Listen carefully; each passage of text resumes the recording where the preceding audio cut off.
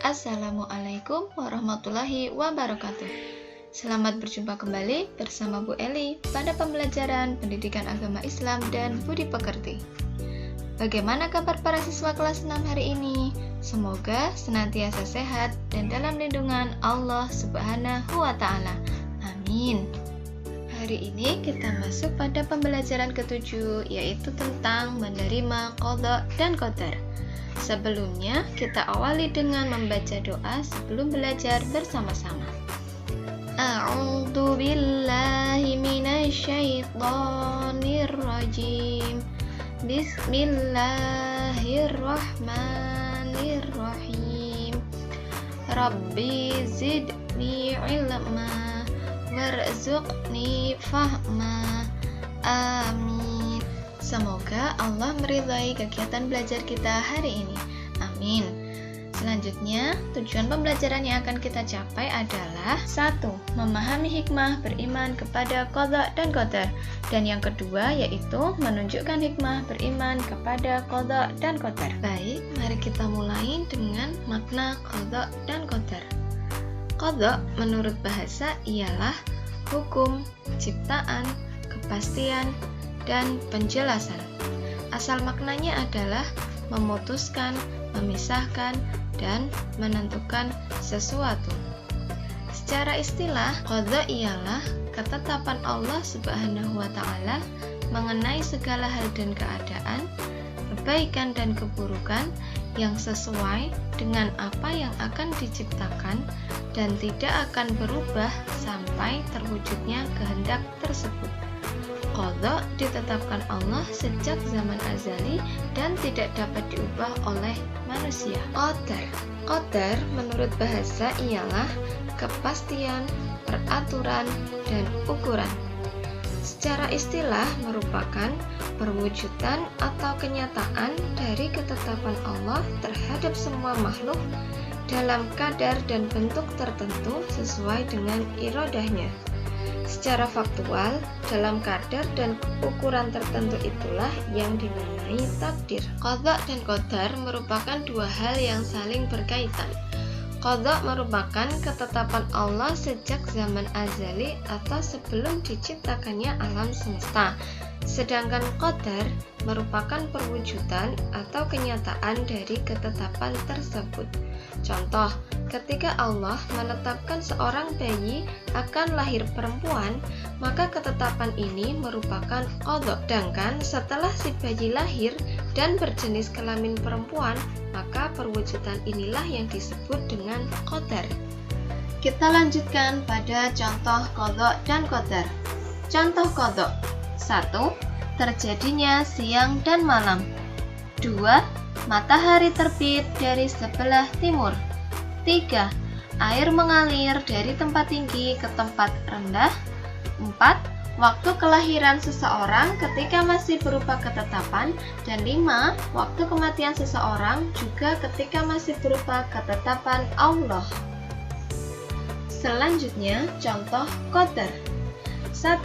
Seorang siswa berprestasi. 2. Seorang pengusaha yang sukses. 3. Seseorang yang sembuh dari sakit setelah berobat. 4. Seseorang yang mengalami kegagalan. 5.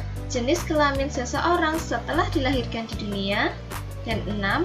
Waktu kematian seseorang ketika telah terjadi.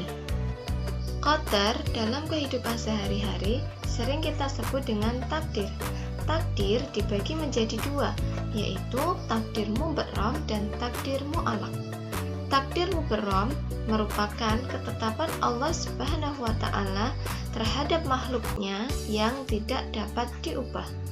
Contohnya, jenis kelamin, waktu kelahiran, dan waktu kematian.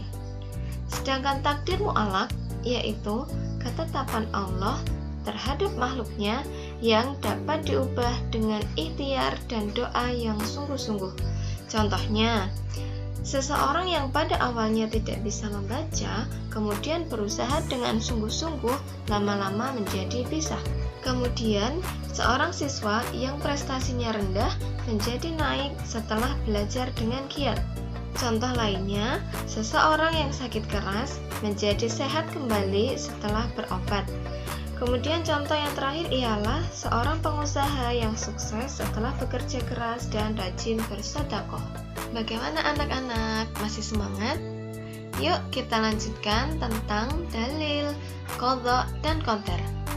Yang pertama, dalil dalam Al-Quran.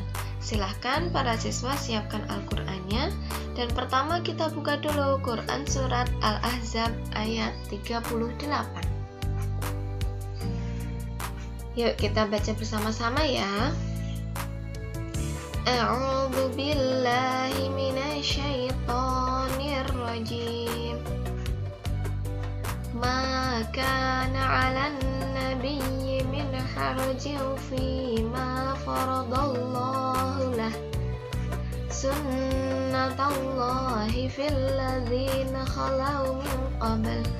Wa kana amrullahi qadaran maqdura.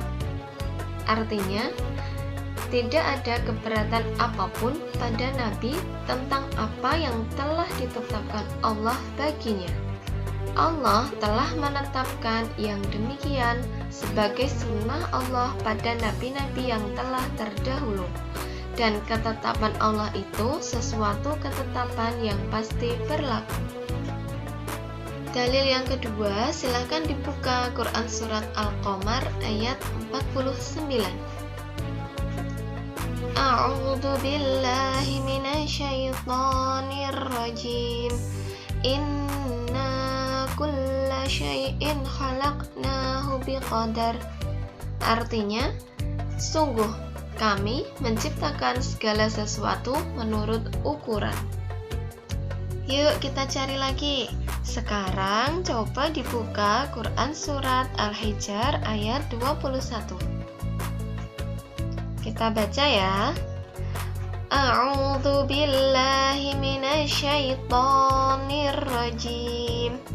Wa in min syai'in illa 'indana khazainuhu wa ma nunazziluhu illa biqadarin ma'lum. Artinya, dan tidak ada sesuatu pun melainkan pada sisi kamilah hasanahnya. Kami tidak menurunkannya melainkan dengan ukuran tertentu. Nah, bagaimana anak-anak? Sudah percaya belum bahwa segala sesuatu yang terjadi di dunia ini semua atas ketetapan dari Allah? Harusnya sudah ya.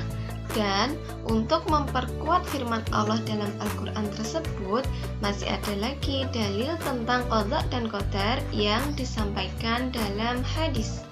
Yang pertama, hadis yang diriwayatkan oleh Muslim dalam kitab Al-Iman dengan bunyi, dan engkau beriman kepada qadar yang baik maupun yang buruk. Yang kedua, masih diriwayatkan oleh Muslim dengan nomor 2664 dengan bunyi, jika sesuatu menimpamu, maka janganlah mengatakan, seandainya aku melakukannya, niscaya akan demikian dan demikian. Tetapi ucapkanlah, sudah menjadi ketentuan Allah dan apa yang dikehendakinya pasti terjadi.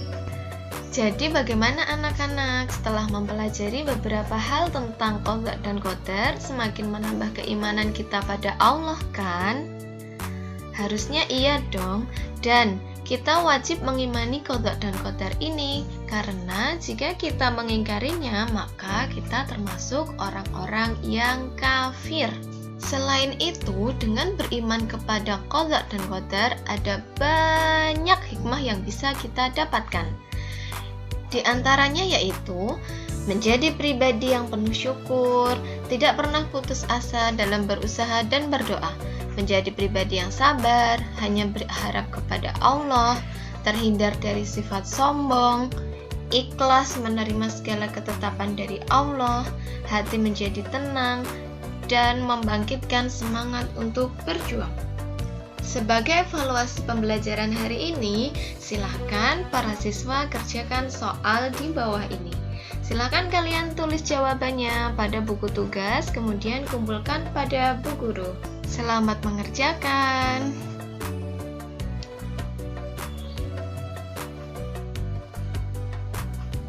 Wah, waktu kita sudah hampir habis nih. Demikian yang dapat Bu Guru sampaikan. Terima kasih atas perhatian anak-anak. Mohon maaf jika ada kesalahan. Tetap semangat belajar walau di rumah. Tetap jaga kesehatan dan tingkatkan terus ibadah kita kepada Allah. Bu Guru akhiri. Wassalamualaikum warahmatullahi wabarakatuh.